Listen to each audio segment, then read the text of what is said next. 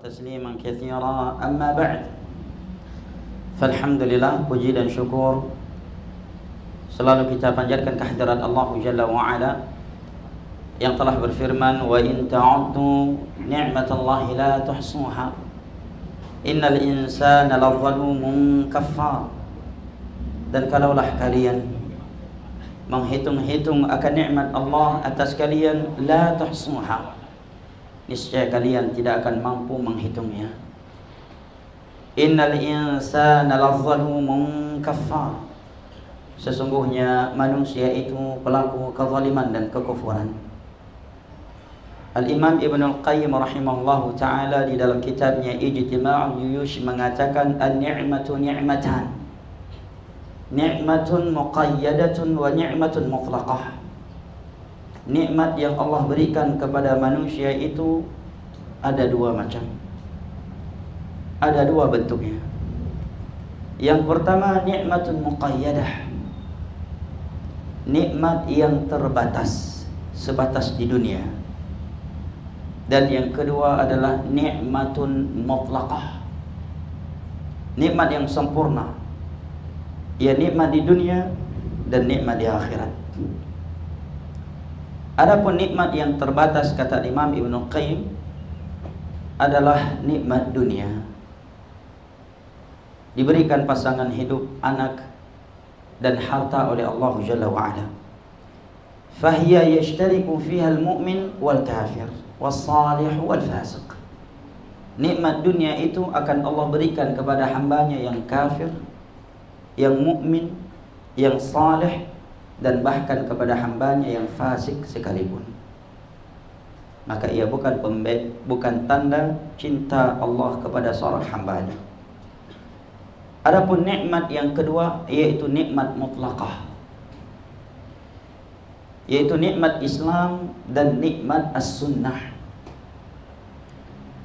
Ini adalah dua nikmat yang Allah Jalla wa'ala perintahkan kita untuk bangga, bergembira dengannya, karena ia lebih baik daripada dunia yang dikumpulkan oleh manusia.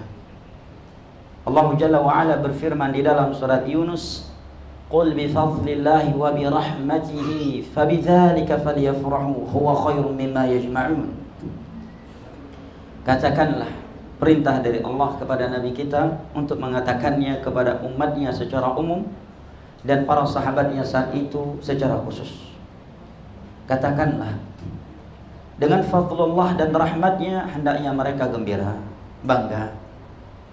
Yang demikian itu lebih baik daripada dunia yang dikumpulkan oleh manusia. Kata Imam Ibn Al-Qayyim, laqad tadarat aqwalul mufassirin min as-salaf anna al-murad bihima ni'matul islam was sunnah atau kama qala. Telah masyhur di kalangan ulama tafsir salaf bahwa ini maksud dengan fadlullah dan rahmatnya di dalam ayat ini adalah nikmat Islam dan nikmat as-sunnah. Kalau kita melihat kepada jumlah manusia di dunia ini yang katanya ada 7 miliar kurang lebih, maka hanya 1 miliar yang berstatus agama Islam. Dan dari 1 miliar yang berstatus agama Islam tersebut amat sedikit dan teramat minoritas yang menjalankan Islam dengan as-sunnah. Dan Al-Imam Al-Barbahari di awal kitabnya Syarhus Sunnah mengatakan, Al-Islam huwa sunnah wa sunnatu hiyal Islam. Islam yang benar itu adalah as-sunnah, dan as-sunnah itulah Islam yang murni. Al-Imam Ibn Rajab Al-Hambali di dalam kitabnya Jami'ul Ulumi wal Hikam, ketika mensyarah hadis Nabi fa'alaikum bisunnati, beliau mengatakan bahwa ini maksud dengan as-sunnah dalam bahasa para ulama adalah beragama mengikuti Al-Quranul Karim dan hadis-hadis Nabi sallallahu alaihi wasallam yang sahih dengan pemahaman para sahabat Nabi sallallahu alaihi wasallam, para tabi'in dan tabi'ut tabi'in. Ini adalah dua nikmat yang Allah katakan falyafrahu, hendaknya mereka gembira, bangga. Jangan justru enggak pede, jangan justru kucing-kucingan, jangan justru malu diketahui oleh orang lain bahwa Anda seorang muslim dan bahwa Anda seorang pengikut sunnah Rasulullah sallallahu alaihi wasallam. Justru nggak pede, justru malu, ya, justru kucing-kucingan. Allah katakan falyafrahu, hendak ya kalian bangga, gembira, senang, bahagia dengan nikmat Islam dan nikmat sunnah yang Allah berikan kepada kalian. Wa khairum mimma yajma'un. Nikmat Islam dan nikmat as-sunnah itu lebih baik daripada dunia yang dikumpulkan oleh manusia. Yang kedua, ikhwanil kiram wa akhwati al-karimat yang ana cintai, rahimani Allah wa iyyakum wa baraka fikum. Tiada nikmat yang lebih besar, yang lebih mahal dan yang lebih kita butuhkan setelah nikmat al-Islam dan nikmat as-sunnah selain daripada nikmat ilmu agama. Karena ilmu agama itu akan menuntun kita ke surga Allah. Tanpa ilmu agama kita tidak akan sampai ke surga Allah. Di dalam sebuah hadis yang diriwayatkan oleh Imam Muslim dari Abu Hurairah radhiyallahu anhu, Nabi sallallahu alaihi wasallam bersabda, "Wa man salaka tariqan yaltamisu fihi ilma sahalallahu lahu bihi tariqan ila jannah." Dan barang siapa yang menempuh sebuah perjalanan dalam rangka menuntut ilmu agama, niscaya Allah mudahkan baginya jalan menuju surga. Ilmu agama adalah kunci kebaikan dunia dan akhirat. Diriwayatkan oleh Imam Al-Bukhari dari Muawiyah ibnu Abi Sufyan radhiyallahu anhu, Nabi sallallahu alaihi wasallam bersabda, "May yuridillahu bihi khairan yufaqihu fid din." Barang siapa yang Allah inginkan kebaikan baginya, maka Allah akan fahamkan ia tentang agamanya. Al-Hafidh Ibnu Hajar Al-Asqalani ketika mensyarah hadis ini dalam Fathul Bari, syarah Sahih Al-Bukhari, mengatakan, "Faman utiyal ilma faqad utiyal khairahu faqad utiyal khaira kullahu wa man hurimahu fahuwal mahrum." Barang siapa yang diberikan ilmu agama, dimudahkan dia untuk menuntut ilmu agama, maka sungguh telah diberikan kebaikan, kunci kebaikan baginya. Dan barang siapa yang diharamkan oleh Allah dari ilmu agama, tidak diberikan taufik, tidak diberikan kemudahan hadir di majelis ilmu agama, fahuwal mahrum, maka sesungguhnya dia adalah orang yang paling merugi. Al-Imam Ibnu Qayyim rahimahullahu ta'ala mengatakan, "Ma min khairin fid dunya illa min atharil ilm, wa ma min syarrin fid dunya illa min atharil jahl." Tiada suatu kebaikan di dunia ini kecuali buah dari ilmu agama.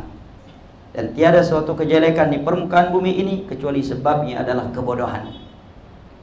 Al-Imam Syafi'i Muhammad bin Idris Abu Abdullah rahimahullah ta'ala mengatakan, "Man arada ad-dunya fa'alihi bil-ilm, wa man arada al-akhirata fa'alihi bil-ilm, wa man aradahuma fa'alihi bil-ilm." Barang siapa yang menginginkan dunia, maka hendaknya dia menuntut ilmu agama. Barang siapa yang menginginkan akhirat, hendaknya dia menuntut ilmu agama. Dan barang siapa yang mengharapkan dunia dan akhirat yang sesungguhnya, maka hendaknya dia menuntut ilmu agama. Majlis ilmu agama, ikhwanil kiram wa akhwati al-karimat yang ana cintai, rahimani Allah wa iyyakum wa baraka fikum, adalah sebaik-baik tempat kita berlindung di dalamnya untuk menyelamatkan iman dan amal saleh kita dari fitnah akhir zaman. Di dalam sebuah hadis yang dicantumkan oleh Al-Imam Al-Bukhari di dalam As-Sahihnya dalam pembahasan Al-Fitan, Nabi sallallahu alaihi wasallam bersabda, "Satakunu fitanun al-qa'idu fiha khairun minal mashi, wal mashi fiha khairun minas sa'i. Man tasharrafa laha tastashrifhu, faman wajada malja'an aw ma'adzan falya'udz bih." Sungguh akan terjadi fitnah demi fitnah. Fitnah syubhat dan fitnah syahwat, kesyirikan, kebid'ahan dan maksiat. Semakin hari semakin bertambah, semakin meluas. Kemudian Nabi memberikan sebuah gambaran tentang kondisi manusia di masa fitnah, tingkatan-tingkatan mereka. Yang pertama Nabi katakan, orang yang duduk di masa fitnah lebih baik dan lebih selamat daripada orang yang telah berdiri. Orang yang berdiri masih lebih baik dan masih selamat daripada orang yang telah berjalan kaki. Dan orang yang baru berjalan masih lebih baik dan masih lebih selamat daripada orang yang sudah berlari kencang. Man tasharrafa laha tastashrifhu. Barang siapa yang mendekati, meremehkan, bermudah-mudahan dengan suatu fitnah, fitnatus syahwat ataukah fitnatus syubhat, tastashrifhu, maka fitnah syubhat dan syahwat tersebut akan menyambarnya. Di akhir hadis tersebut Nabi berpesan untuk umatnya yang hidup di masa yang sudah penuh dengan fitnah. Nabi berpesan, faman wajada malja'an aw ma'adzan falya'udz bih.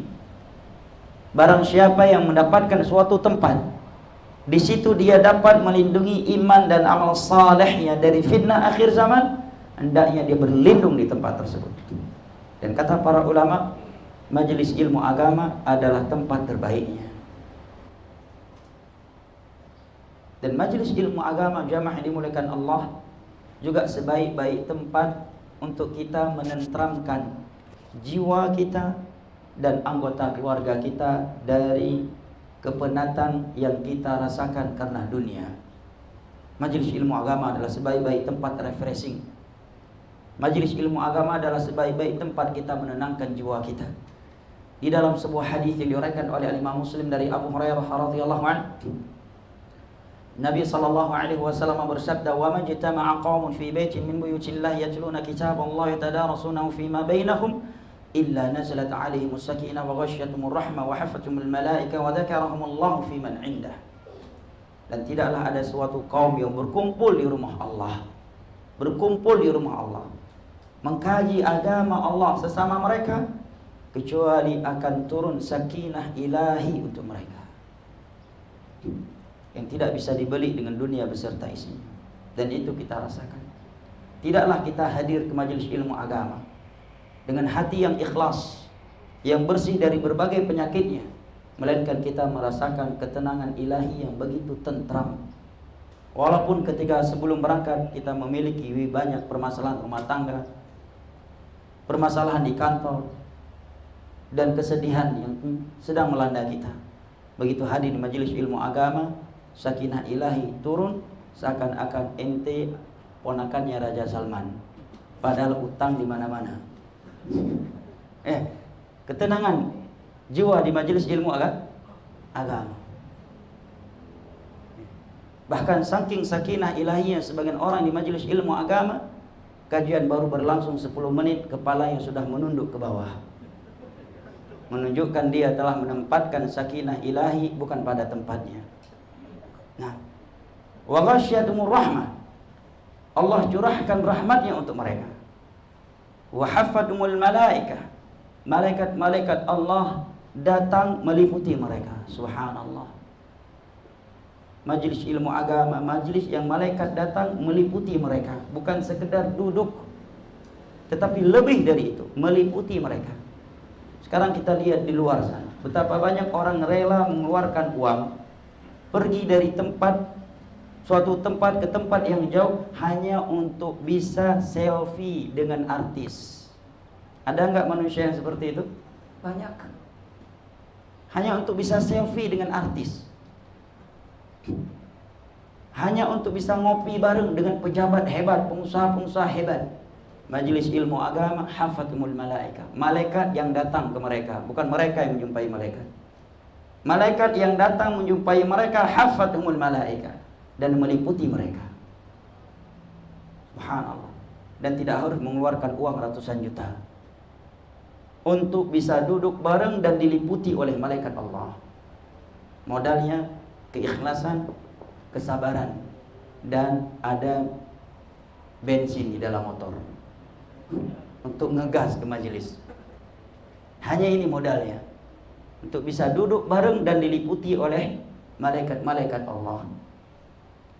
Wa dzakarahumullahu fi man 'indah, dan Allah menyebutkan mereka dengan pujian dan sanjungan di hadapan malaikat-malaikat yang ada di sisinya. Subhanallah.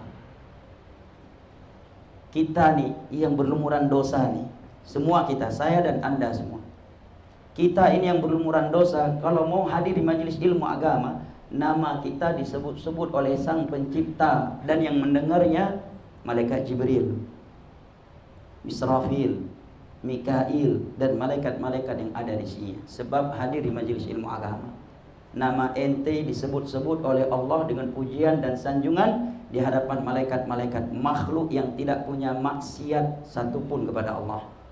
Satu-satunya makhluk yang nggak punya hawa nafsu untuk bermaksiat kepada Allah cuma malaikat.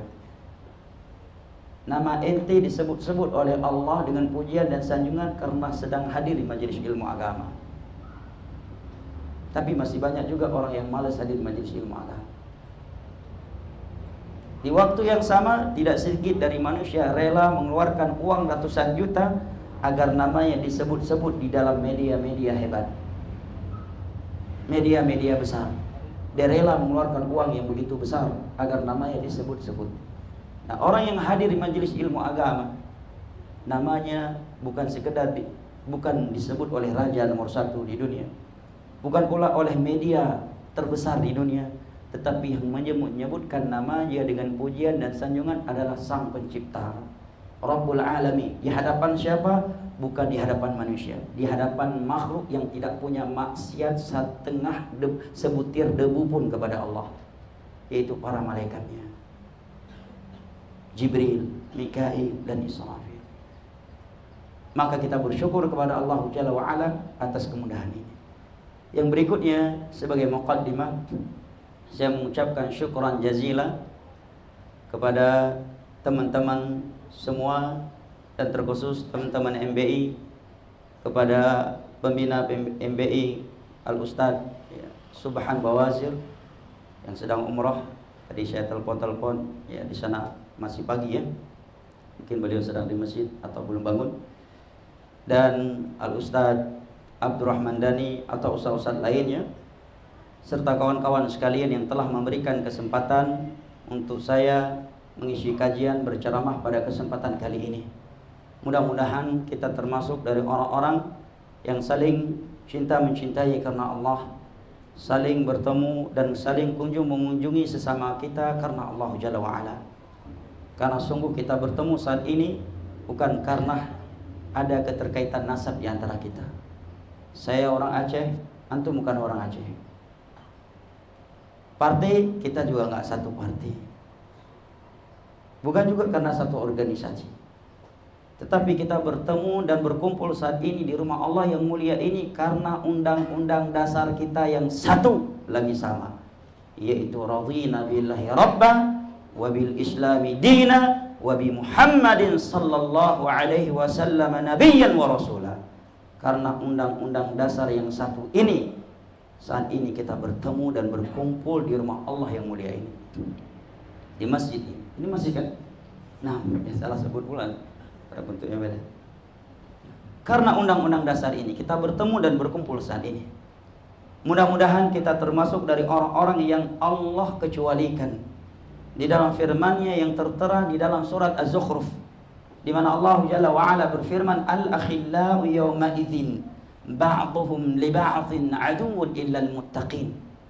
Seluruh orang-orang yang saling cinta mencintai di dunia ini akan saling bermusuhan di antara mereka di hari kiamat kelak, kecuali orang-orang yang bertakwa kepada Allah Jalla wa'ala. Seluruh pertemanan dan persahabatan kalau tidak dibangun di atas landasan takwa dan tidak saling menuntun sesama mereka untuk bertakwa kepada Allah, itu akan berubah menjadi sebuah permusuhan di hari kiamat. Maka sebagian ulama salaf menyatakan, memperbanyak teman dan memperbanyak sahabat, sejatinya Anda sedang memperbanyak musuh di hari kiamat nanti apabila tidak dibangun di atas takwa kepada Allah, bukan karena Allah, dan tidak saling menuntun untuk bertakwa kepada Allah. Beda halnya kalau sekedar kenalan, relasi partner bisnis. Kalau itu Nabi pun berbisnis dengan orang Yahudi dan Nasara. Nabi pun bermuamalah duniawi dengan kaum musyrikin. Tapi yang sedang kita bahas persahabatan dan pertemanan yang bukan karena Allah dan bukan di atas jalan Allah menuju Allah, itu akan berubah menjadi sebuah permusuhan di hari kiamat. Walaupun ketika di dunia mereka saling berjiwa korsa di antara mereka. Walaupun ketika di dunia mereka saling cinta mencintai dan siap mati membela kawannya dalam diskotik. Di hari kiamat mereka akan saling bermusuhan dan akan saling menuntun antara satu sama yang lain kepada Allah. Illal muttaqin, kecuali orang-orang yang bertakwa kepada Allah. Al-Imam Ibnu Katsir ketika menafsirkan ayat ini mengatakan, فَكُلُّ صَدَاقَةٍ وَصَحَابَةٍ لِغَيْرِ اللَّهِ عَزَّ وَجَلَّ فَإِنَّهَا تَنْقَلِبُ عَدَاوَةً يَوْمَ الْقِيَامَةِ إِلَّا مَا كَانَ لِلَّهِ فَإِنَّهُ دَائِمٌ بِدَوَامِهِ. Maka seluruh pertemanan dan persahabatan yang bukan karena Allah, bukan di jalan Allah, itu akan berubah menjadi sebuah permusuhan di hari kiamat. Ngeri kan? Di dunia bersahabat, bersaudara, berteman. Di hari kiamat bertemu di padang mahsyar jadi musuh. Illa ma kana lillah, kecuali yang karena Allah, maka itulah yang akan abadi karena Allah yang maha abadi. Semoga Allah Jalla wa Ala juga menjadikan kita dari orang-orang yang Ia firmankan di dalam sebuah hadis qudsi yang diriwayatkan oleh Imam Tirmidzi dari Muadz bin Jabal radhiyallahu anhu. Wajabat mahabbati lil mutahabbina fiyya wal mutajalisina fiyya wal mutazawirina fiyya wal mutabadhilina fiyya. Sungguh telah pasti cintaku untuk orang-orang yang saling cinta mencintai sesama mereka karenaku. Mereka bertemu duduk-duduk sesama mereka karenaku. Mereka saling kunjung mengunjungi sesama mereka karenaku, dan mereka saling berbagi sesama mereka karenaku. Ikhwanil kiram wa akhwati al-karimat, teman-teman sekalian yang ana cintai dan hormati, ini beberapa poin yang ingin saya sampaikan sebagai muqaddimah, walaupun sedikit panjang karena ini pertemuan perdana. Mudah-mudahan muqaddimah ini memberikan manfaat kepada kita semua. Berikut ini kita akan membahas sebuah pembahasan yang berjudul apa? Serem-serem sedap judulnya. Apa judulnya? Jangan bermuka dua. Nah, Masya Allah. Baik, pembahasan ini kita tuju yang pertama kali adalah kepada diri kita sendiri. Ingat ya, setiap kajian, judul kajian, jadikan bahwa yang pertama kali dituju dengan judul kajian tersebut adalah diri kita sendiri. Jangan pernah terbesit di hati kita ketika kajian, oh ayat ini untuk fulan. Alhamdulillah doi hadir, mudah-mudahan dapat hidayah habis dengar kajian tadi. Lo nggak perlu dapat hidayah. Ente nggak perlu dapat hidayah. Udah sempurna hidayahnya ente. Hah? Enggak jemaah. Nabi saja berkata kepada manusia yang sudah pasti masuk surga, manusia terbaik di muka bumi setelah para nabi dan para rasul, kepada sebagian mereka yang turun langsung laqab baik dari Allah, As-Siddiq, Abu Bakar. Tahukah apa yang Nabi katakan kepada mereka ketika Nabi bermajlis dengan mereka? Nabi katakan kepada mereka, ya ayuhan nas tubu ilallah fa inni atubu ilallah mi'ata marrah. Wahai sekalian manusia, berbanyaklah taubat kalian kepada Allah. Sesungguhnya aku bertobat kepada Allah dalam satu hari sebanyak 100 kali. Hadis riwayat Imam Muslim dari Al-Aghar Al-Muzani radhiyallahu anhu. Kepada siapa Nabi katakan demikian? Kepada peminum khamar? Bukan. Kepada penzina? Bukan. Kepada orang yang baru keluar dari diskotik? Bukan. Kepada orang yang baru selesai karaokean? Bukan. Kepada orang yang sedang pacaran? Bukan. Kepada mereka yang sudah divonis tempatnya dalam syurga dan mereka masih hidup. Kepada mereka Nabi berkata demikian. Kepada Abu Bakar yang gelar As-Siddiq langsung turun dari langit untuknya melalui malaikat Jibril. Kepada Umar yang Nabi katakan tidaklah syaitan berpapasan denganmu kecuali dia akan lari terberit-berit takut kepadamu. Kepada Utsman, kepada Ali, dan kepada para sahabat lainnya yang sudah mendapatkan pujian dari 7 lapis langit. Kepada mereka Nabi berkata demikian. Dan mereka tidak baper, mereka tidak tersinggung, dan mereka tidak lantas berkata kepada Rasulullah, wahai Rasulullah, emangnya kami baru selesai zina? Emangnya kami baru keluar dari diskotik? Kan baru selesai sholat sama anda. Ngaji kami kan sama Anda, pembimbing haji kami Anda, pembimbing umrah kami Anda, komandan jihad kami Anda. Apakah mereka berkata? La.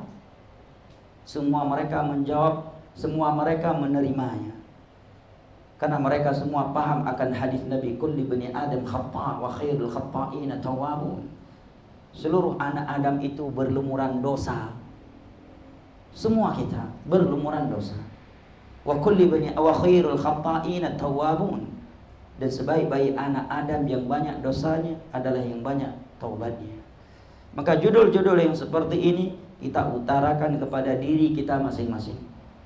Jangan terbesit di hati kita, ini untuk fulan, bukan untukku. Jangan sampai ketika kita hadir di kajian, mendengar satu ayat, satu hadis, kita berkata alhamdulillah doi datang. Mudah-mudahanlah doi dapat hidayah.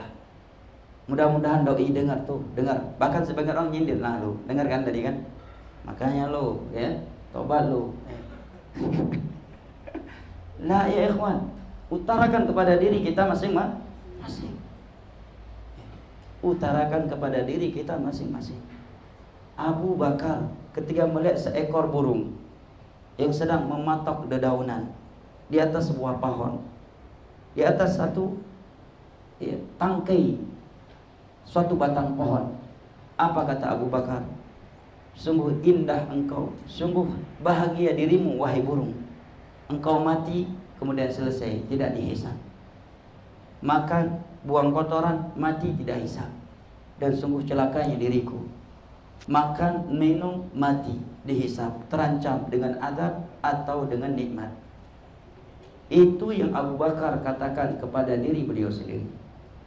Abu Hurairah radhiyallahu anhu menjelang wafatnya baka bukaan syadida, menangis sejadi-jadinya.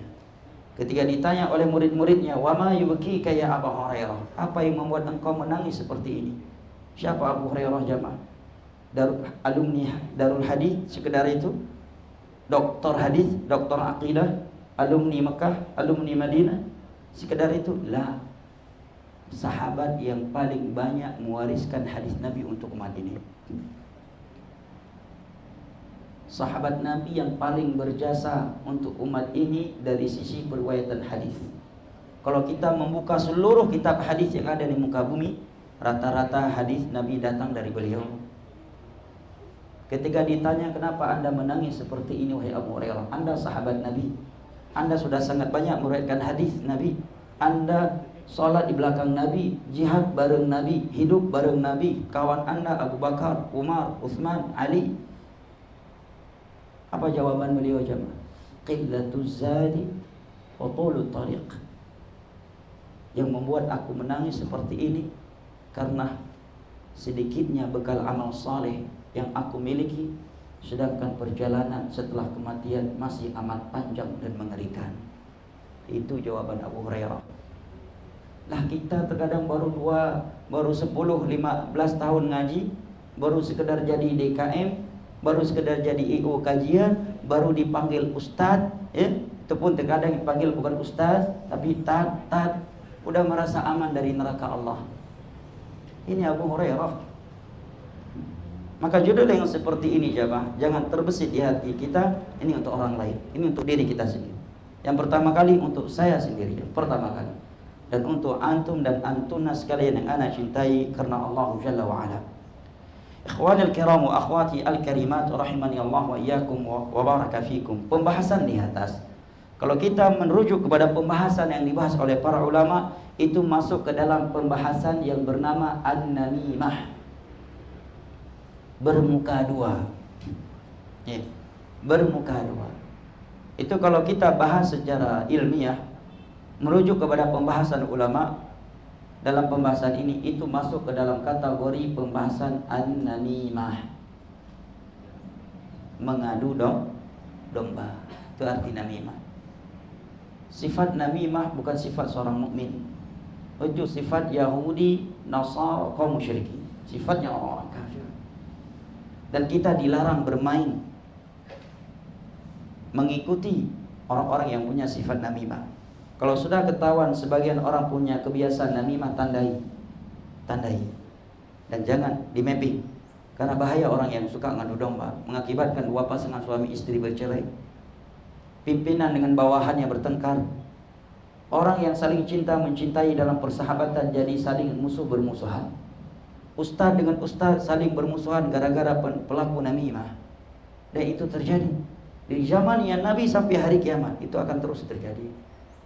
Di dalam Al-Qur'anul Karim, ayat surat Al-Qalam ayat ke-10 dan hingga ke-13, Allah berfirman, wala tuti' kulla hallafim mahin. Jangan engkau taati, engkau ikuti orang-orang yang bermudah-mudahan dengan sumpah lagi hina. Hammazim masya'im binamim. Mereka yang suka berjalan di tengah-tengah manusia, merusakkan hubungan di antara mereka dengan melakukan an-namimah, ngadu domba. Dia tahu si A dengan si B lagi clash, lagi nggak cocok, lagi ada kesenggangan. Datang dia ke si A, seakan-akan loyalitas dia kepada si A dalam menyikapi si B adalah loyalitas tanpa batas.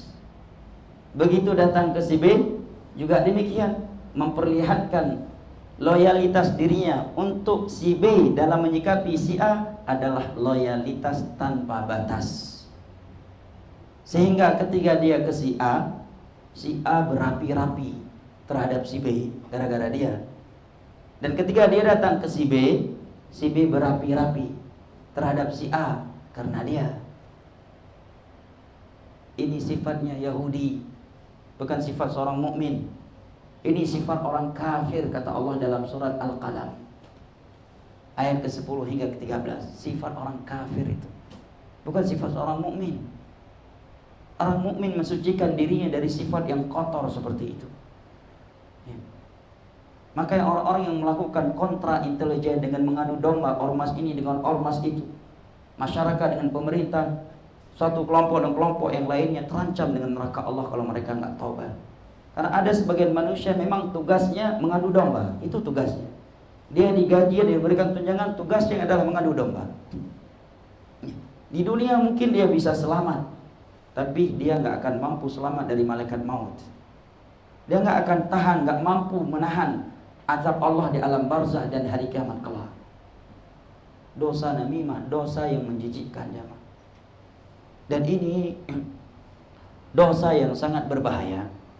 Nabi SAW bersabda, la yadkhulul jannata nammam, la yadkhulul jannata nammam. Tidak akan masuk surga pelaku adu domba. Bahkan Nabi mengatakan, ya, di dalam sebuah hadis yang sahih, bahwa pengadu domba itu sama halnya seperti tukang sihir. Sama halnya seperti tukang sihir. Dan sebagian ulama menegaskan bahkan terkadang lebih buruk daripada tukang sihir. Kenapa demikian?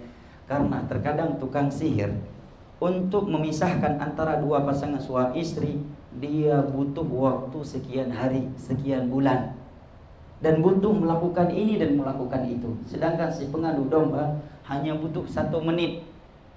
Hanya dengan 2-3 kata dia bisa menjadikan dua pasangan suami istri yang saling cinta, mencintai, bertengkar. Gua dengar suami lu udah poligami. Baru dengan itu, nggak sampai 1 menit, hancur rumah tangga orang. Suami lu curhat bahwa lu lemah syahwatnya, lu nggak sanggup lagi memberikan nafkah batin buat suami lu, makanya suami lu mau poligami, bilang sama gua. Tengkar rumah tangga orang, nggak sampai 1 menit. Datang kepada suami juga demikian. Istriku dapat berita dari istrimu bahwa istrimu sangat benci, dia memang nunggu kapan inti menceraikan dia. Tengkar, nggak sampai 1 menit. Tukang sihir untuk menyihir orang sehingga mereka berpisah. Kadang butuh waktu 1 bulan, 2 bulan. Si pengadu domba nggak butuh 1 jam. Kurang dalam 1 jam dia bisa memisahkan antara dua orang yang saling cinta mencintai. Dengan waktu yang singkat dia bisa membuat dua ustadz saling bertengkar, saling tahdir mentahdir. Ikhwan dengan ikhwan bertengkar, akhwat dengan akhwat bertengkar, pimpinan dengan bawahannya bertengkar, dan seterusnya. Maka Nabi ancam, la yadkhulul jannah Nama nggak akan masuk surga pelaku adu domba. Al-qalatu bainan nas, mengadu domba di antara manusia. Itu buruk ya. Orang yang mengadu domba sangat buruk. Bahkan di dalam sebuah hadis Nabi menamakan pengadu domba itu Dzul Wajhain, dan ini gelar yang orang Arab, jangankan Muslim, Arab jahiliyah saja nggak mau dinamakan Dzul Wajhain. Apa itu Dzul Wajhain? Itulah judul kajian kita. Bermuka dua. Orang Arab di masa jahiliyah saja nggak mau dinamakan Dzul Wajhain. Orang yang bermuka dua. Di dalam sebuah hadis yang diriwayatkan oleh Al-Imam Al-Bukhari dan Muslim dari Abu Hurairah radhiyallahu anhu, Nabi mengatakan, wa tajiduna syarran nas dzal wajhin alladhi ya'ti haula biwajhin wa haula'i biwajh. Orang terburuk, manusia terburuk adalah yang memiliki dua wajah, yang bermuka dua.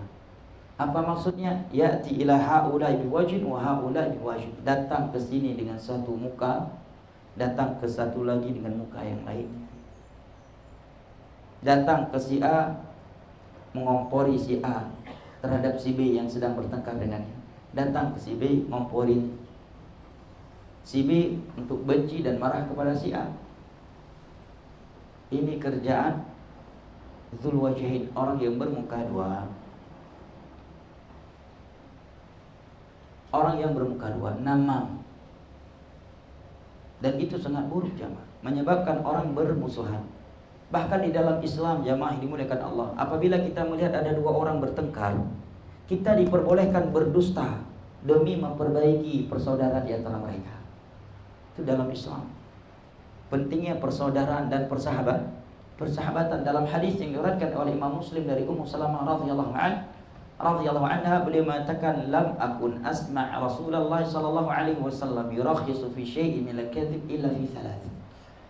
Aku tidak pernah mendengar Nabi membolehkan dusta kecuali dalam tiga hal. Yang pertama, kata Nabi, hadithur rajul zaujatah wa hadithul mar'ah zaujaha.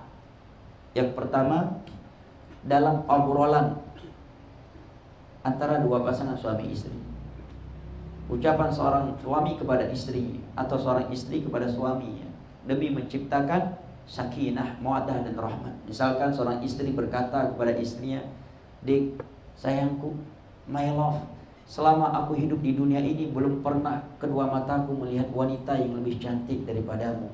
Dusta nggak tuh? Hah? Dusta kan? Jadi diperbolehkan dalam Islam. Selama aku hidup di dunia, kedua bola mataku belum melihat wanita secantik dirimu, my love. Dusta nggak? Baru aja ngomong gitu, begitu keluar, ini lebih cantik dari istriku. Tapi itu diperbolehkan demi menciptakan keharmonisan dan keromantisan dalam rumah tangga. Ya. Itu juga si istri, bang, selama aku menikah denganmu belum pernah aku mendapatkan kejelekan sedikit pun. Padahal baru tadi dia gunjing suaminya sama kawan-kawannya. Itu tidak mengapa, demi menciptakan keharmonisan dan keromantisan dalam rumah tangga, karena itu sangat penting. Selama tidak ada ikrar janji dan menzalimi hak orang lain dalam hal tersebut. Yang kedua, Nabi katakan wal harb, dalam medan perang. Karena medan perang itu, kata Nabi, al harbu khida'. Medan perang itu tipu muslihat. Seorang prajurit harus pandai tipu muslihat, apalagi yang memegang telegram hati. Ya, telepon ke lapangan, telah kami kirimkan pasukan 6.000 orang. Pada yang dikirim cuma 60 orang. 500 pasukan khusus sudah kami berangkatkan. Pada yang dia berangkatkan cuma 50 orang. Itu nggak apa-apa. Al-harbu khida'. Perang itu tipu muslihat. Dan yang ketiga, ini syahidnya, al-islah bainan nas, demi mendamaikan antara manusia yang sedang bertengkar. Dia lihat si A dengan si B, akhi ini dengan akhi itu lagi bertengkar. Datang ke si A, akhi, si B nitip salam buat ente. Karena nggak ada. Datang ke si B, si A nitip salam ente. Dia sebenarnya ingin dekat lagi sama ente, cuma belum bisa memaksa dia. Dia selalu muji ente. Dia tuh kalau teringat ente nangis dong. Datang ke si A, sangat berbunga-bunga. Pas jumpa, masya Allah, langsung baikan. Walaupun sebagian ulama ada yang menyatakan bahwa yang dimaksud dengan dusta dalam hadis ini adalah tauriyah, bahasa yang bersayap. Tapi itu dibantah oleh Syekh Al-Albani di dalam Silsilah Shahihah. Karena kalau sekedar tauriyah, bukan hanya dalam 3 hal ini Allah bolehkan, dalam hal yang selain 3 hal ini juga diperbolehkan. Makanya sungguh buruk orang yang mengadu domba di antara manusia. Lisan Islam membolehkan kita dusta untuk memperdamaikan antara 2 orang yang sedang bertengkar. Dia datang justru berdusta dan mengadu domba di antara 2 orang yang saling cinta mencintai. Makanya Nabi katakan, watajidu syarran nasi dzal wajhin alladhi ya'ti ila haula biwajhin wa haula biwajh. Orang yang paling buruk adalah orang yang bermuka 2, datang ke si A dengan wajah yang menampakkan loyalitas tanpa batas terhadap si A, kemudian datang ke si B yang merupakan rivalnya A dengan wajah yang mengesankan dia akan memberikan loyalitas tanpa batas kepada si B dalam menyikapi si A. Ini namanya dzul wajhain, orang yang bermuka 2. Ini namanya namam, pengadu domba, yang Nabi katakan la yadkhulul jannata namam. Dan terkadang jamaah ini dimuliakan Allah, namimah itu tidak sekedar merusak hubungan di antara manusia yang saling cinta mencintai, bahkan terkadang bisa menyebabkan pertumpahan darah. Disebutkan kisah oleh sebagian ulama bahwa ada seorang ulama tabi'in yang bernama Hammad bin Salamah. Ini salah satu dari ulama terkenal di masa tabi'in, Hammad bin Salamah. Ada 2 Hammad di masa tabi'in. Yang pertama Hammad bin Zaid dan yang kedua Hammad bin Salamah. Nah, kedua-duanya ulama hadis yang sangat terkenal dan sangat kokoh periwayatannya. Hammad bin Salamah, dia punya budak. Suatu ketika budaknya mau dibeli oleh seseorang, diingatkan, ya, jangan kamu beli, hati-hati dengan budak ini. Ini budak punya sifat mengadu domba, punya sifat buruk. Jadi boleh antum kasih tahu kalau hati-hati ma fulan. Ente safar sama siapa? Oh ma fulan. Baik, ya. Tapi gua cuma ingatkan ya, hati-hati ma fulan. Dia punya sifat adu domba, agar kawan kita bisa ngerim kalau ngobrol di depannya. Karena kita kalau udah lihat nih orang bermuka 2, kita bisa bersikap dengan sikap yang bijak. Jangan semuanya digas di depan dia, ya. Semuanya digas di depan dia, semua pembahasan digas. Pergi dari kita, habis kita dibuat sama dia. Jelas ya? Kata Ahmad misalnya, ini budak punya sifat buruk, suka mengadu domba. Dia menganggap, udah nggak masalah. Dia pun membelinya. Setelah dia beli, rupanya budak ini menjadi sebab istrinya mati di tangan dia sendiri. Bagaimana ceritanya? Suatu saat ini orang ingin poligami. Dia ingin poligami. Dan istrinya ini pencemburu yang dahsyat. Maka si budak ini mendatangi istrinya mengatakan, aku dengar suamimu mau poligami dengan seorang wanita, tetapi itu wanita nggak akan menerima suami ente poligami dengannya kalau suamimu nggak punya jenggot.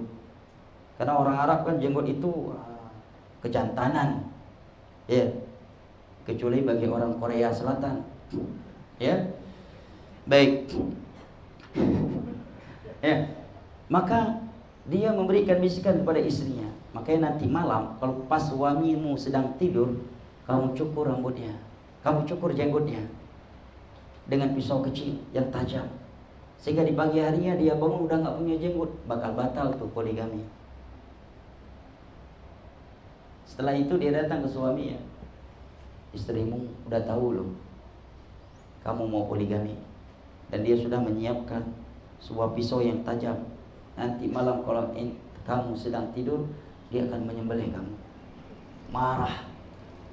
Begitu datang malam hari, si suami pura-pura tidur. Kemudian datanglah istri membawa pisau kecil. Tujuan si istri ngapain? Cukur jenggot suami ya, biar nggak punya jenggot lagi. Karena ada sebagian. 2 hari yang lalu ada seorang datang ke Ustaz, gimana nih istri saya melarang saya berjenggot. Terkadang kalau lagi saya tidur dicukurin sama dia. Jumat kemarin ada yang curhat mana? Ya, nggak tahu hadir nggak hari ini. Baik, barakallahu fiik. Niat istrinya cuma itu, Tapi si suami sudah terdoktrin atau terkontaminasi dengan fitnah tadi. Suami istrinya sudah menyiapkan pisau tajam untuk menyembelih dirinya. Begitu istrinya mendekat darinya untuk mencukur jenggotnya, dia pun langsung mengeluarkan pisaunya dan menusuk istrinya dan mati di tempat. Qabilah si istri marah. Kita tahu orang Arab, ya, sukuismenya sangat kuat. Qabilahnya bangun, marah. Anak kita dari suku kita dibunuh oleh dia. Mereka datang, maka mereka balas dendam. Dia pun dibunuh oleh qabilah istrinya. Qabilah dia dengar, tahu dan marah. Kurang ajar qabilah itu, membunuh orang kita. Qabilahnya bangun, berperang dengan dua qabilah sekian lama-lamanya. Kata Ibnu Katsir dalam Bidayah wa Nihayah. Sebabnya apa tadi? Pengadu domba. Di mapping dalam setiap komunitas itu ada kok pengadu domba. Ingat itu. Tapi kita ingat, nggak boleh berburuk sangka. Nggak boleh kayaknya fulani pengadu, kayaknya wah ini nggak boleh. Ente berarti yang suudzon. Kalau sudah jelas-jelas buktinya di mapping. Di masa Nabi aja ada munafik, apalagi di masa kita, ya kan? Nabi jadi imam, di makmum sholat ada munafik. Gimana tuh? Nabi buat kajian, dalam kajian ada munafik. Wa min ahlil madinati munafiquna ta'lamuhum nahnu la ta'lamuhum nahnu na'lamuhum sanu'adzibuhum marratain. Dari penduduk Madinah, orang-orang di sekitarmu itu ada yang munafik, wahai Muhammad. Sebagian mereka kamu tidak tahu dan kami tahu dia. Nabi sholat, dalam sholat jamaah Nabi ada munafik. Nabi buat kajian, dalam kajian Nabi ada munafik. Nabi berangkat jihad, dalam berangkat jihad ada munafik. Makanya Nabi memberikan nama-nama munafik kepada sahabat Hudzaifah, pemegang rahasia Nabi terkait nama-nama munafik. Terjadi perang Fitnatul Jamal. Apa terjadi? Apa sebabnya? Fitnatul Jamal, perang yang menyebabkan salah satu dari 10 sahabat yang dipastikan masuk surga, disebutkan masuk surga dalam sekali sebutan, Talha bin Ubaidillah. Fitnatul Jamal, perang yang terjadi antara kubu Ali dan Aisyah radhiyallahu anha, dua sahabat Nabi, ibunda kita. Ali bin Abi Thalib, sepupu Nabi kita, menantu Nabi kita, Amirul Mukminin. Terjadi perang yang menyebabkan tumpah darah. Sebabnya pengadu domba. Sebabnya apa? Sebabnya setelah Utsman terbunuh di tangan kaum Khawarij, para pemberontak, ibunda kita Aisyah keluar sendirian menunggangi onta. Makanya fitnah tersebut dinamakan Fitnatul Jamal. Jamal itu artinya onta. Makanya kalau mau kasih nama untuk anak, telepon dulu Ustaz, nanya artinya. Kita ini kalau udah Arab, pokoknya bawaannya ibadah surga aja bawaannya. Kalau udah Arab, padahal Abu Lahab juga Arab, iya kan? Siapa namanya? Oh, nama anak-anak Ustaz Arab banget. Apa namanya? Jamaluddin, onta agama. Nama anak-anak Arab banget. Jamaluddin Ustaz, onta agama artinya. Kalau sempat inti bawa umroh, panggil dia dalam Masjidil Haram, jamaah berabi, beribut, itu bisa lari askar dalam Masjidil Haram. Kok ada onta di dalam masjid? Pada ente yang sedang manggil-manggil anak ente Jamal. Kecuali double A-nya. Ada yang namanya Jamal, mohon maaf. Mungkin yang ada di sini namanya Jamaluddin. Nah itu betul, orang yang bagus agamanya. Itu arti Jamaluddin, double A-nya. Tapi kalau Jamaluddin pendek, onta agama artinya. Ya, kalau ente dipanggil pendek, kalau di Indonesia aman, Jamal, orang nggak paham. Tapi kalau sempat ente pergi umroh, Jamal, berabi, askar Masjidil Haram pada sibuk tuh. Kira ada onta dalam Masjidil Haram, padahal ente yang sini dipanggil sama orang. Makanya dinamakan Fitnatul Jamal. Beliau keluar sendirian ingin bertemu dengan Ali, tujuannya baik. Apa tujuannya? Beliau ingin meminta kepada Ali agar Ali mencari pembunuh Utsman bin Affan untuk dikisos. Tetapi negara sedang genting, sedang kacau. Para sahabat melihat ibunda kita keluar sendirian. Maka para sahabat Nabi berinisiatif, kita temanin beliau agar beliau aman dalam perjalanan yang menuju Ali. Jangan sampai terjadi apa-apa terhadap ibunda kita, istri Nabi kita. Para sahabat pun menemani dari belakang. Ya. Dalam perjalanan semakin berjalan waktu, semakin banyak orang yang menemani. Karena para sahabat punya murid, mereka melihat guru kita berada di situ. Ayo kita ikut nemenin guru kita. Sehingga menjadi seperti sebuah pasukan yang sedang menuju kepada Ali. Ada pihak ketiga melempar bom, melempar bola api kepada pasukan Ali, bahwa Aisyah datang membawa pasukan siap membantai kalian. Yang namanya pasukan sedang di medan tempur, sedang melakukan pengamanan. Jangankan musuh lewat, kucing lompat aja di berondong. Betul nggak? Kucing lompat, geruduk di berondong. Karena sedang tegang. Monyet jatuh di pohon kelapa, ditembak pakai minimi. Dia kira musuh yang sedang lompat, padahal monyet. Yang namanya pasukan sedang melakukan pengamanan di medan perang, negara sedang genting. Sebelum dibunuh, ya pasti kaedahnya apa? Bunuh duluan, kan begitu. Walaupun itu kaedah perlu ditinjau ulang, ya kan? Tapi kita sedang membahas hal di atas. Maka terjadilah perang yang amat dahsyat, menyebabkan salah satu dari 10 sahabat Nabi meninggal dunia. Dan salah satu dari 10 sahabat Nabi yang diberitakan masuk surga dalam satu kali sebutan, yaitu Talhah bin Ubaidillah. Sebab apa? Namimah, ngeri ya Pak. Dari setiap komunitas itu ada. Terkadang murid kita sendiri. Seorang ustaz pernah diadu domba dengan ustaz fulan. Dia datang kepada ustaz, "Ustaz, anak dilarang sama ustaz fulan belajar main tip, Ustaz." Sedih banget anak. Mulai besok kita Ustaz belajar lewat HP aja Ustaz ya, karena kalau saya ke rumah Ustaz nanti dilihat sama Ustaz itu anak nggak enak, Ustaz. Anak disidang Ustaz. Sedangkan anak tinggal di sana. Datang ke Ustaz, "Ustaz, anak udah nggak mampu lagi belajar sama Ustaz fulan. Setiap saya hadir di kajian dia duduk berdua, selalu antum digibahi oleh dia." Bertengkar 1 tahun kurang lebih. Tetapi karena Allah tidak ingin ahli tauhid itu dirusakkan, ahlu sunnah itu dihancurkan. Dengan berjalan waktu ketahuan, oh ini rupanya penyebabnya, si fulan rupanya usul masalahnya. Harus di mapping. Orang kalau sudah punya sifat pendusta, jangan sekali-kali ente jadikan teman safar. Jangan sekali-kali dia masuk ke rumah ente.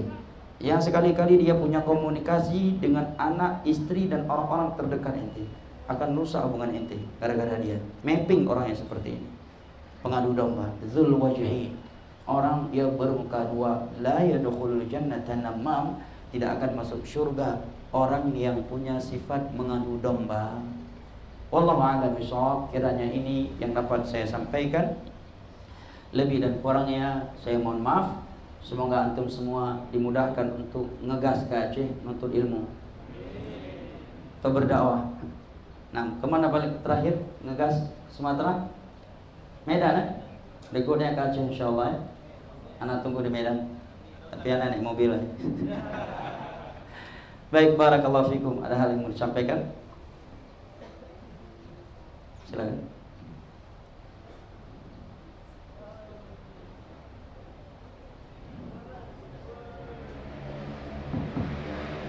Cek. Ya, Masya Allah, Ustaz, cukup Masya Allah, sangat bermanfaat sekali Ustaz nasihatnya. Mungkin memang di komunitas-komunitas atau di organisasi banyak yang Zulwajh apa Ustaz? Zulwajhain. Bermuka dua ya Ustaz ya? Iya. Bermuka dua, bukan beristri dua ya. Masya Allah. Beda ya. Kalau beristri dua nanti yang di bawah mana Ustaz? Kalau itu istrianto. Oke. Teman-teman mungkin ada pertanyaan, bisa langsung ya pada di belakang atau berdiri. Kasih mic ya. Kasihkan mic.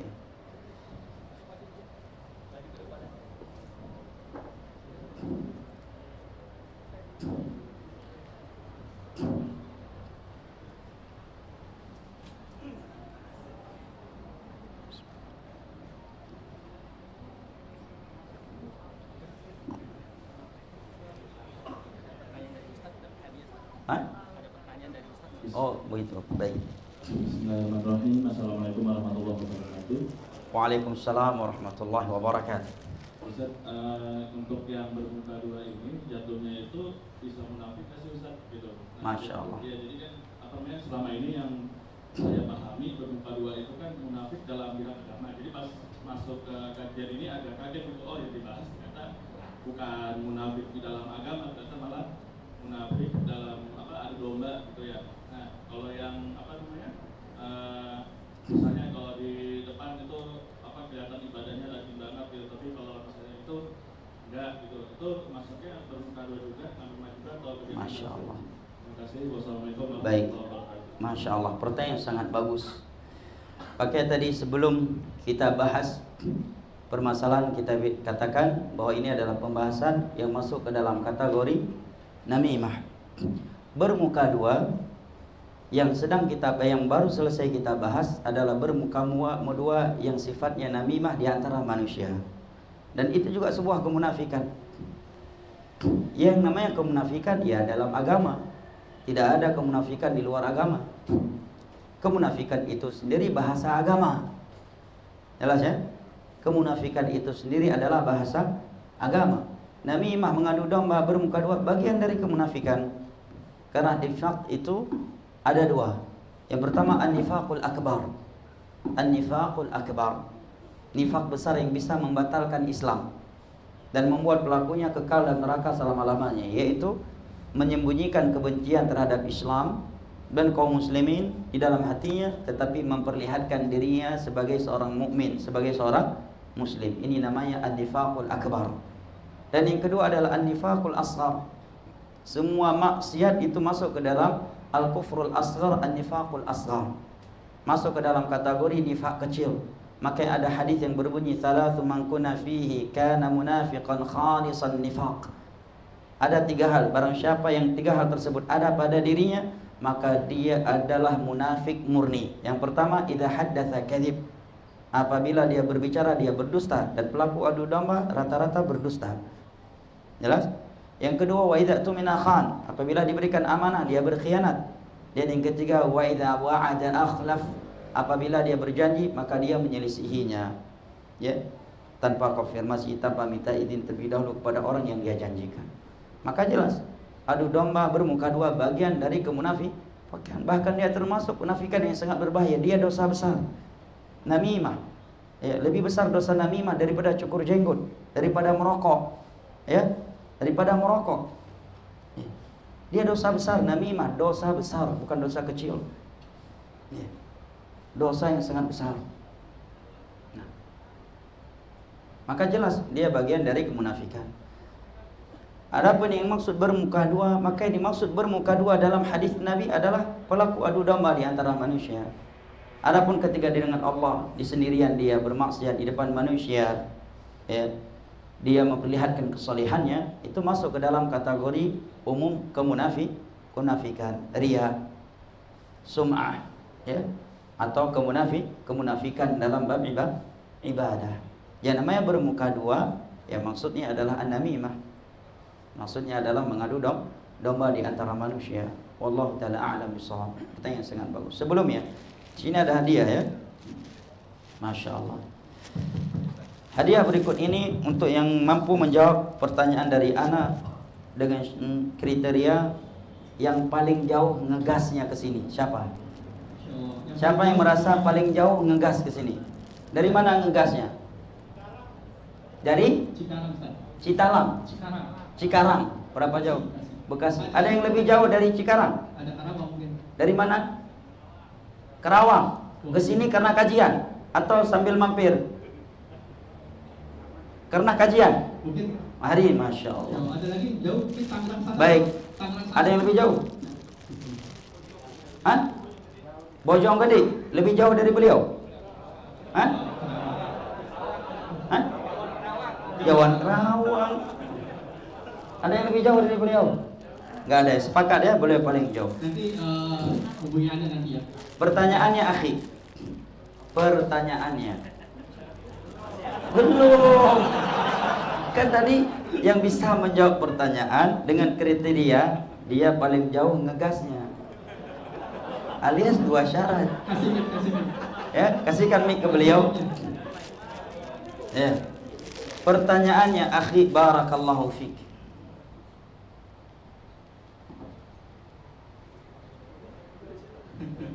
Sudah sampai Mika? Belum?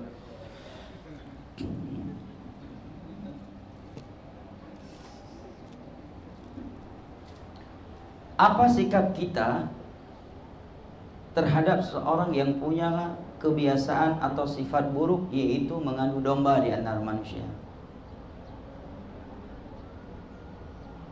Ya, Ustaz. Pertanyaan jelas? Siapa? Waalaikumsalam. Al-akh dari mana? Kerawang. Siapa namanya? Indra, Ustaz. Indra. Masya Allah. Ahlan wa sahlan. Ya, mohon diulangi, Ustaz. Saya ulangi, baik. Saya ulangi walau 70 marrah, walaupun 70 kali, insyaallah. Ya, apa sikap kita terhadap seseorang yang telah kita ketahui dia memiliki sifat buruk, dzul wajhin, suka bermuka dua, suka mengadu domba. Dan ingat, saya ingatkan bahwa tidak masuk ke dalam muka dua seorang, misalkan dia di A dengan si B bertengkar. Dan dia ketika si A, dia tidak memperlihatkan dirinya tahu ada pertengkaran. Itu sikap bijak, bukan bermuka dua ya. Yang bermuka dua mengadu domba. Nah, fadhal akhi. Nah, mungkin sikap pertama, jika kita mampu untuk menasihatinya, Ustaz. Ahsan, masya Allah, barakallahu fiik. Namun jika tidak mampu, memaksimalkan untuk mendoakan dia agar mendapatkan hidayah. Masya Allah. Nah, Ustaz. Mungkin itu saja. Satu lagi yang tadi kita sebutkan, diberikan peringatan kepada manusia yang berpotensi diadu domba oleh dia. Ya, dan itu bukan ghibah yang haram. Biar manusia nggak rusak. Sebagaimana fasik, para pelaku kerusakan boleh diperingatkan, hati-hati dari fulan, hati-hati dari fulan, karena dia punya sifat ini, demi kemaslahatan yang lebih besar agar tidak terjadi kerusakan di antara manusia. Barakallahu fiik akhi. Tafadhal akhi. Silakan ke sini. Ya, nanti nanti. ke anak nanti. Baik. Mungkin ada pertanyaan dulu. Ustaz. Baik, pertanyaan. Silakan. Saya mau tanya. Oh, Fadhal. Assalamualaikum Ustaz. Waalaikumsalam warahmatullahi wabarakatuh. Abu Rifki dari Jakarta. Masya Allah. Mau tanya Ustaz, bagaimana cara bertobat dari dosa namimah Masya Allah. dan dosa ghibah? Masya Allah. Bagaimana cara bertaubat dari dosa namimah dan ghibah? Yang pertama, barakallahu fiik, Al-Imam An-Nawawi dalam Riyadhus Shalihin bab taubat menyebutkan beberapa syarat taubat nasuha. Yang pertama, an-nadam. Dia menyesal telah melakukannya. Harus ada penyesalan. Yang kedua, al-iqla'. Dia langsung meninggalkan dosa tersebut. Karena ada orang saya tobat, astagfirullah, tapi dia masih tetap di dalam maksiat tersebut. Yang ketiga, al-azmu alla ya'uda ilaiha. Dia bertekad untuk tidak mengulanginya kembali. Namun ingat, bukanlah syarat sah taubat tidak boleh jatuh lagi ke dalam dosa yang sama. Itu bukan syarat sah taubat. Nggak ada yang mampu seperti itu. Tapi dia bertekad ya, kuat untuk tidak mengulanginya. Dan yang keempat, dia lakukan itu karena ikhlas. Ikhlas karena Allah Jalla wa'ala.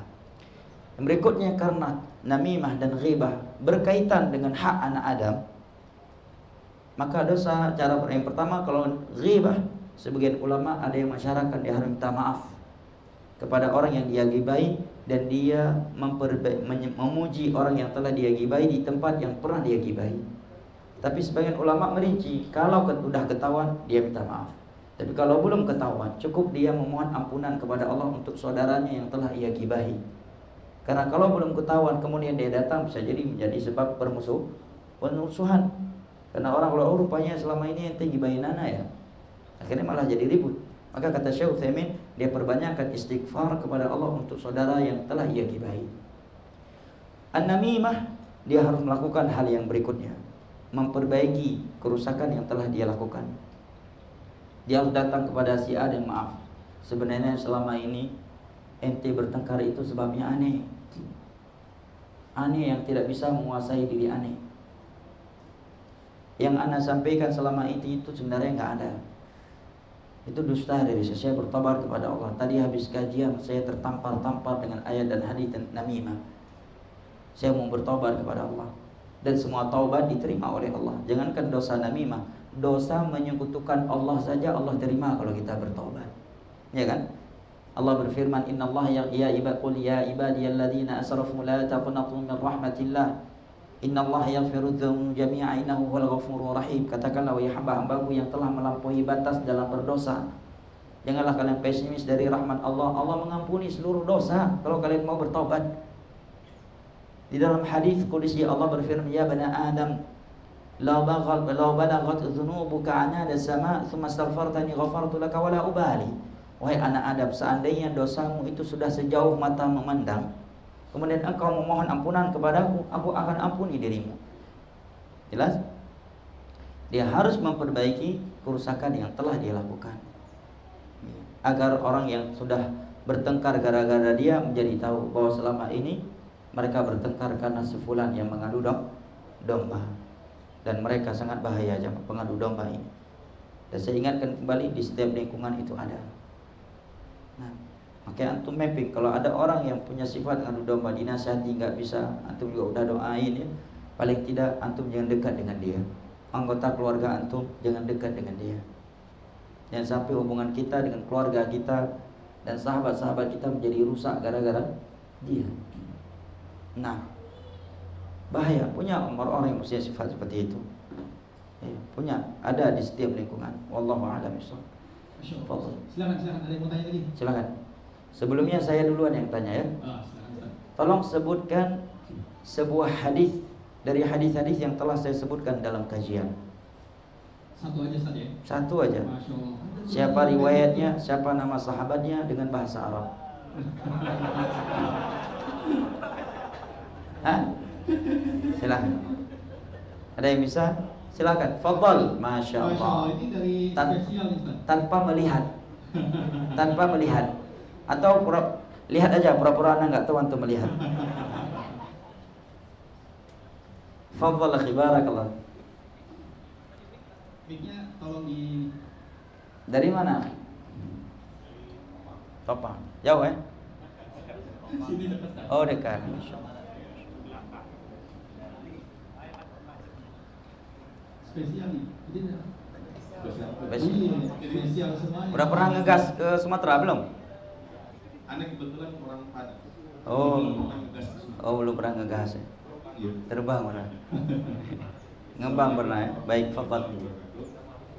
Salah satu hadisnya itu yang ini, kullu bani Adam qata'un wa khairul qata'un wa khairul qata'in at-tawwabun. Masya Allah, barakallahu fiik. Allah hafadhak. Fadhal akhi. Dekat itu, ambil aja. Biar beliau di sini. Iya, nanti kaosnya nggak muat kan dia. Muat. Hubungi TVCI. Ya. Itu kan spesial. Ya, barakallahu fiik. Ya, silakan aku mau tanya. Semoga dalam waktu yang dekat bajunya bisa menjadi muat tanpa harus dirubah ya. Fadhal akhi. Assalamualaikum warahmatullahi wabarakatuh Ustaz. Mau tanya bagaimana sikap kita sebagai penuntut ilmu Ustaz. Kadang suka melihat video-video kajian potong itu yang bikin adu domba gitu. Sikap kita sebagai penuntut ilmu tuh seperti apa kita? Apa kita ikut bela Ustaz kita atau seperti apa? Masya Allah. Video-video yang dipotong ini dirinci ya.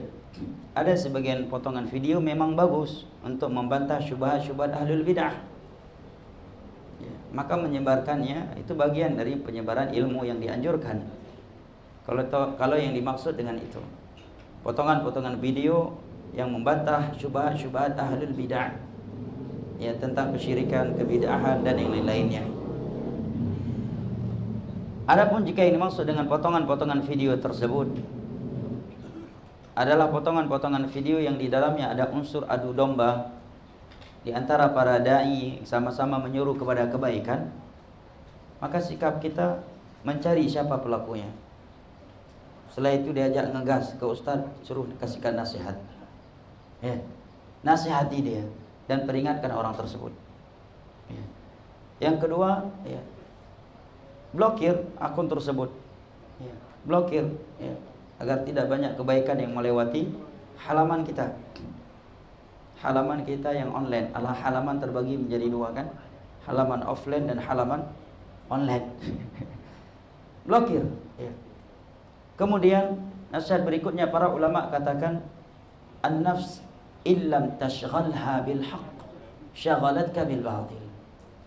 Diri kamu itu kalau tidak kamu sibukkan dengan kebaikan, maka kamu akan tersibukkan dengan kebatilan. Maka solusinya jangan menyibukkan diri dengan potongan-potongan video. Sibukkan diri dengan, kalau seandainya kita ingin belajar, dengan kajian yang sempurna. Ya. Yang mana sebagian potongan video itu bisa mengakibatkan kesalahan pahaman terhadapnya karena ada ucapan-ucapan sebelum dan setelahnya yang harus disimak untuk memahaminya itu. Ya. Makanya nggak akan lahir seorang penuntut ilmu dari potongan-potongan video. Tapi bisa lahir penuntut ilmu agama yang belajar online, tapi belajarnya disiplin dengan metode yang disiplin. Nah, akun-akun yang seperti ini lebih baik dijauhi. Dan terkadang efeknya, akibatnya ustadznya yang merasakan, bukan dia. Dia enak aja upload video. Mungkin dia ngupload itu dia sedang duduk di atas kloset. Ustadznya sedang khutbah Jumat ditarik dari mimbar gara-gara akun dia. Ustadznya dilempari batu oleh sebagian orang gara-gara akun dia. Ustadznya dibakar rumahnya gara-gara akun dia. Ustadznya ditendang dalam perjalanan oleh orang gara-gara akun dia. Ustadznya diusir sedang mengisi kajian gara-gara video yang dia potong dan dia sebarkan. Tetapi dunia maya nggak ada yang mampu mengontrolnya, ya kan? Nggak mampu jaman. Siapa yang bisa mampu mengontrol dunia maya? Nggak ada yang bisa. Media sosial. Nasihat berulang kali disampaikan oleh berbagai ulama dan berbagai ustadz. Cuma ya sudah, kalau kita yang dibunuh karakter, tawakal kepada Allah, serahkan segala urusan kita kepada Allah, kemudian cuek saja. Kalau kita perhatikan setiap apa yang sedang viral jamaah, bakal stres hidup kita ini.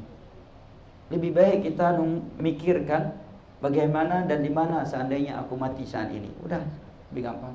Aku sebagai seorang suami, hari ini aku harus bekerja jam sekian, sampai jam sekian pulang aku harus bawa nafkah yang halal untuk anak istriku. Apa yang sedang viral nggak harus selalu diikuti.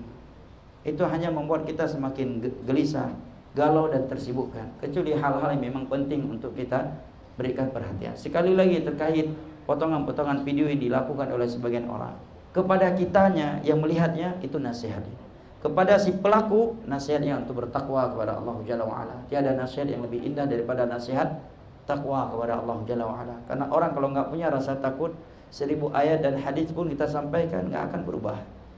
Kalau dia nggak punya rasa takut kepada Allah Jalla wa'ala. Ada sebagian orang memang malas kerja, cari uang dengan cara seperti itu. Buat akun YouTube, pasang rekening, buat video-video ustadz yang menghantam sana hantam sini, pada pembahasannya pembahasan umum, dipotong digabung dengan ustadz fulan dan alan, biar heboh, biar orang terpancing untuk mendengarnya.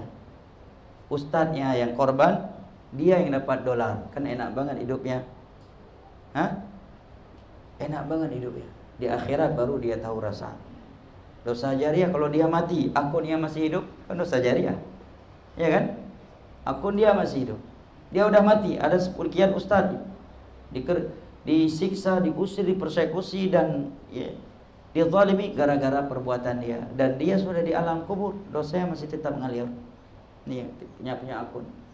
Sebagian orang buka akun YouTube untuk cari uang, pasang rekening ke ustadznya yang nggak minta izin, dan dengan cara-cara yang tidak baik lagi, dengan cara-cara yang tidak baik dan mengakibatkan mafsadat lebih besar terhadap dakwah ketimbang maslahatnya. Makanya kalau antum ingin perhatikan channel-channel, cara paling mudah untuk mengetahui ini channel layak nggak dijadikan sebagai referensi kita, tanya siapa pembina channel tersebut. Ada ustadz? Kalau nggak ada ustadz nggak usah ikut-ikutan dalam channel itu. Khawarij menjadi sesat dan sampai-sampai mereka mengharap syurga kepada Allah dengan membunuh Utsman dan Ali. Itu sebabnya karena nggak ada orang yang berilmu di tengah-tengah mereka. Bayangkan hidup di masa sahabat Nabi, tapi tidak ada satupun sahabat Nabi di barisan mereka. Kalau antum ada lihat channel eksis, masya Allah, nggak ada ustadz, nggak ada pembina, blokir. Bahkan suatu komunitas yang mengesankan diri mereka komunitas Islami, kalau nggak ada orang yang berilmu di situ, nggak ada kajian rutin, nggak usah bergabung, nggak usah bergabung. Lebih baik aja bergabung komunitas lain yang tidak mengesankan dirinya Islami. Lihat siapa pembinanya. Ada orang yang berilmu nggak di situ? Ada ustaz? Kalau nggak ada, menjauhlah. Ini kita di masa fitnah. Umur kita terlalu singkat untuk kita sia-siakan. Umur kita ini modal untuk masuk surga. Kalau nggak bisa kita jadikan sebagai modal masuk surga, maka umur kita ini akan menjadi sebab kita dilemparkan ke dalam neraka. Nah, wallahu taala a'lam bishawab. Yang terakhir, karena saya ada kajian. Nah, yang terakhir, silakan. Sekali, satu lagi. Pertanyaan dari saya. Masya Allah. Ini hadiah. Baik, tolong tunjuk tangan. Gak usah gemetar, bukan hal yang bahaya kok. Ya, tolong tunjuk tangan walaupun sebentar. Pengantin yang paling baru, siapa dari dia? Siapa pengantin terbaru? Yang belum lama nikah, walimah. Ini hadiah dari kami. Silakan. Yang baru nikah. 1 hari yang lalu, 2 hari yang lalu, seminggu yang lalu. Kalimat yang baru nikah mencakup nikah perdana dan selain perdana. Silakan, siapa yang baru selesai nikah? Yang baru-baru. Baru sebulan, 2 minggu, 3. Silakan. Ada. Dapat kaos. Hadiah. Takut ditanya, Ustaz. Kenang-kenangan. Antum, kapan nikah? 2021. Bulan November. Udah berapa bulan? Ada lagi? Ada yang lebih baru dari ini? Baru 3 bulan.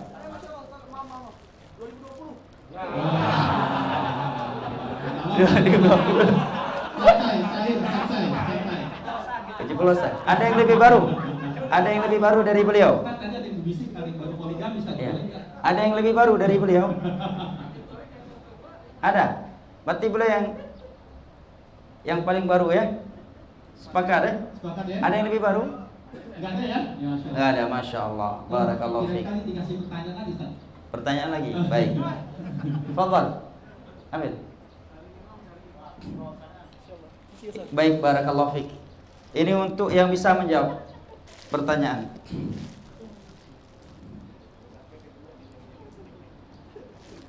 Kenapa Aisyah radhiyallahu anha keluar menunggangi onta menuju, atau apa sebab terjadi fitnatul jamal, dan apa arti fitnatul jamal? Fadhal, siapa? Fadhal. Masya Allah. Mik. Hah? Ya, mic-nya mana? Masya Allah. Masya Allah. Panitia. Panitia udah punya nih. Selain panitia dong. Barakallahu fiik. Barakallahu fiik. Allah hafal. Ini juga dari antum nih. Iya kan? Fadhal akhi. Barakallahu fiik. Ahlan wa sahlan. Waalaikumsalam warahmatullahi.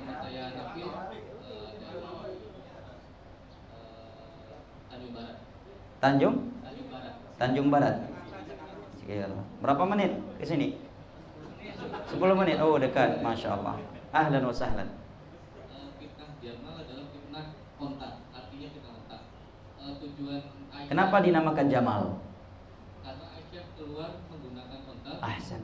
untuk menemui Ali bin Abi Thalib, untuk mencari siapa pembunuh Utsman agar dikisos.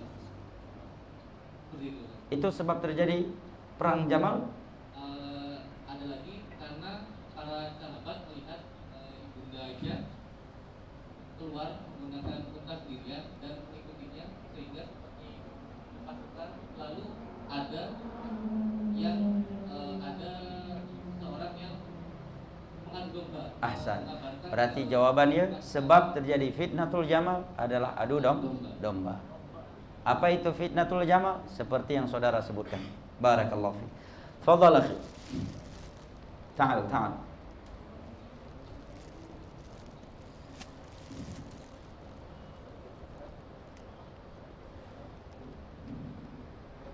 Barakallahu fiik. Allah yahfazak. Barakallahu fiik. Ini yang terakhir ya. Siapa yang paling muda umurnya ngegas ke kajian pagi ini? Ngegas? Naik motor? Hah? Oh, dibonceng. Yang ngegas paling muda. Berapa umur ente? Merasa paling muda, kayak udah tua ente.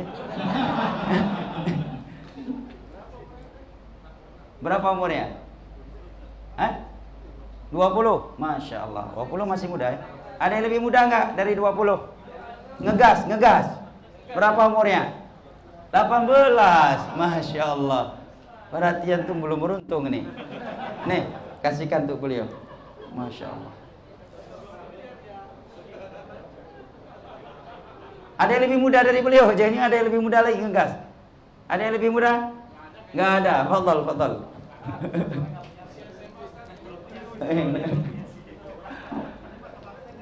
Hah? Masya Allah. Baru Bekasi, Oh, Bekasi. ya. Jakarta. Barakallahu fiik. Allah ya fatak.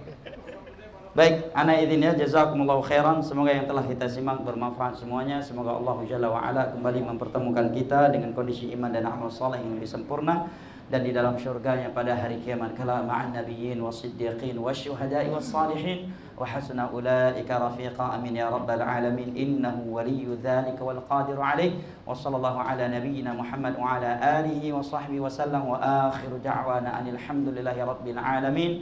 Wassalamualaikum warahmatullahi wabarakatuh. Subhanakallahumma bihamdika asyhadu an la ilaha illa anta astaghfiruka wa atubu ilaik. Jazakallahu khair. Masyaallah. Terima kasih pada teman-teman semua.